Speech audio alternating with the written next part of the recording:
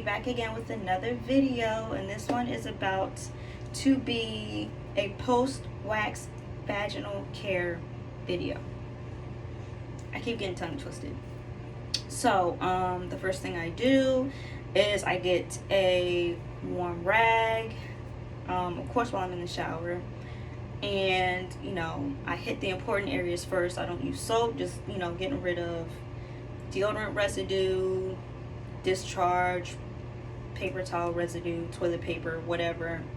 Get in between my toes, I get in my butt, I get in the places that have the most sweat, that hold the most bacteria. And then the first thing I do without putting soap on my body first is I use a honey pot sensitive wash for my downstairs area. Now I use my hands, or I should say my fingers. I don't use a washcloth because my washcloth has scented soap, and after I have my daughter, my pH balance is very sensitive. So I try to be as gentle and as careful and as cautious as possible, because who feel like keep going back to the doctor because their pH balance got thrown off? Not me. I ain't got time. Like, for what? I'm just gonna take care of my coochie. So after that, I let it sit, put soap on my body, all that good stuff, and then I rinse off my cooch area. And then I hit it with the Smooth and Refined Body Polish from Strut from the European Wax Center. Now, both times I'm usually like, taking care of it, taking care of the motions for a minute. So I usually go in circular motions because, I don't know, that's what I do with my face. So it's a habit. So after I've done that for about a minute, I wash off the rest of my body, and then I go in again with the honey pot because I want to make sure that I didn't let anything slip. So I want to hit it real fast, make sure that nothing's creeping in there to throw off my pH balance, because baby, we ain't got time. So after that, I get out the shower, butter up, do what I do. And for some reason, I always forget. I do my top half, then I look down and I'm like, dang, forgot. Completely forgot. But I always forget, but I always mean to put the serum on first. But I don't.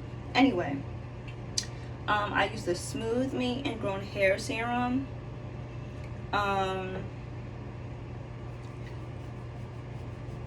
don't know. What's my opinion on this? I mean, I feel like it was a waste of money because it's not really, I want something that's moisturizing. It's not really moisturizing. It just sits on top. But I'm just trying to use it up because I paid $16 for it. And I'm not about to waste it. So, just using the bad boy up.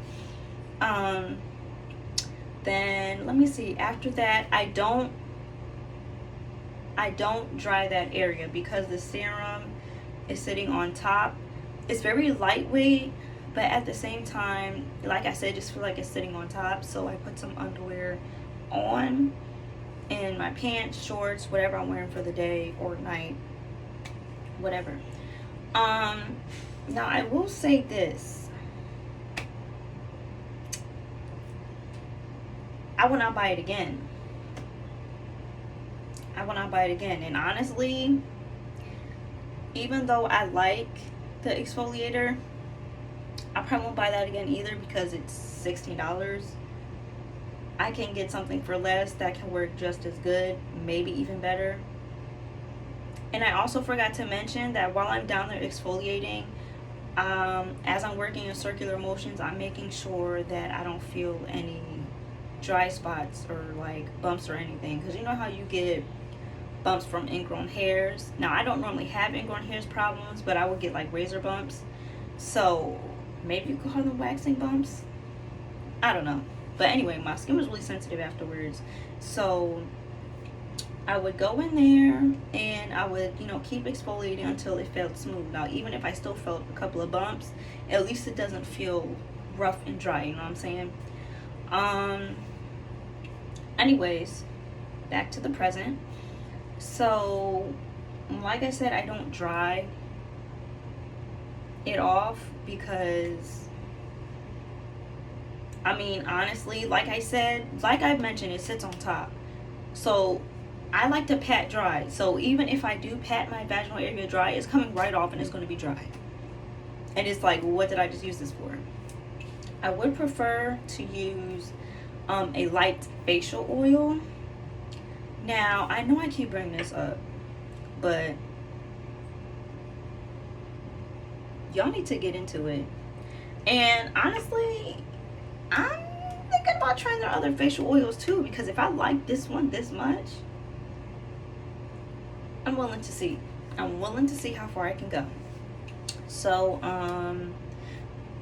I think, let me see if I'm missing anything. I don't think I'm missing anything. It's a pretty quick routine, nothing too fancy. I don't sit here and use 50 products like a lot of people on YouTube do. I like to keep it simple because why am I about to sit here and use 50 products on my coochie? For what? Especially because I have a sensitive pH balance. Why would I do that to myself? I'm not about to be at the doctor's office every day. That's just a negative. But speaking of doctors, I know they say that you're only supposed to use water, but days like today, y'all, it's almost 100 degrees outside, and who's not using soap?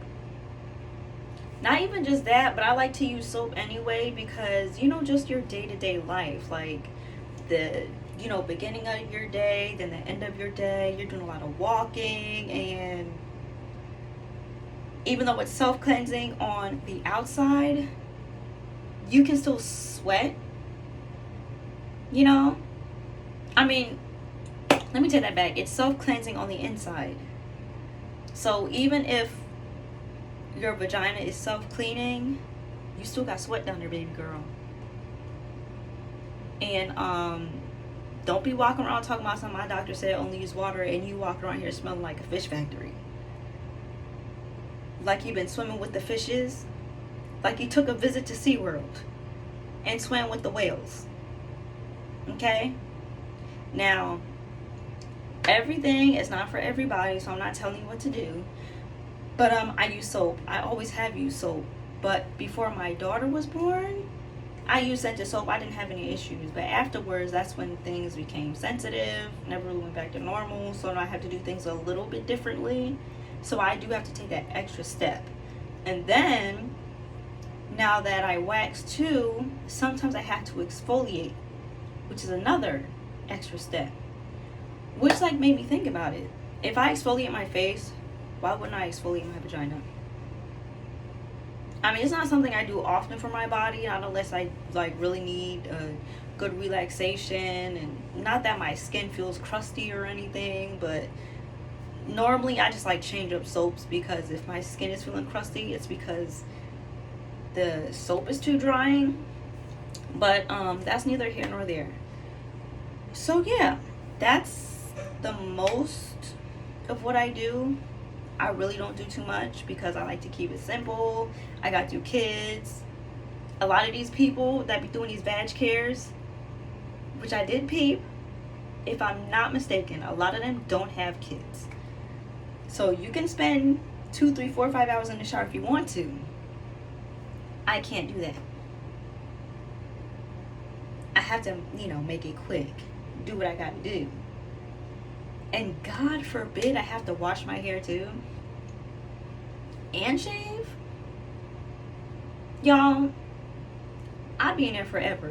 So if you think I'm about to add 50 products onto my cooch, and I already got to do my hair, I got to shave, wash my body, no. And we all know, with the kinky curly hair, sometimes detangling takes a while. Now, normally I don't have an issue, but sometimes it's just ooh, you giving me a hard time today, huh? So just imagine having a hard time with your hair, having to shave, washing your body, and then using 50 products on your cooch. People with kids don't got time for that. And if you do, good for you. I wish I had the time that you have. But anyway, y'all, I got oil dripping all down my body because I did a little something to my hair real quick too. I mean, it's dry right now, but I did something to my hair before I got in the shower. I didn't really do anything to it. I just, put a little oil on my scalp, hit it with a leave-in, because after I get in the shower, leave my shower cap off, my hair, the moisture in the air makes my hair a little wet, so like kind of damp, so I'm not too worried about it. But I still am dripping oils, which is another reason why my face is so oily. If I haven't mentioned it already, I wash my face in the shower too, and put on my cream, my oil, so I'm looking real shiny. Y'all, you know what I just noticed? I forgot to turn on my ring light. But this video is just about already over, so we're gonna call it a day. I will see y'all in the next video. Thank you for all the love, all the support. Please like and subscribe, join the family, and let's get to know each other, because this is a family reunion, you know what I'm saying? We may not know everybody, but that's how family reunions are. You come, you get to know family, and it's like, oh, you cool. Some of y'all not cool, but we family, you know what I'm saying? Family got to stick together. We family around here. So that's the end of the video. Thank you for watching, and I will see you next time. Bye.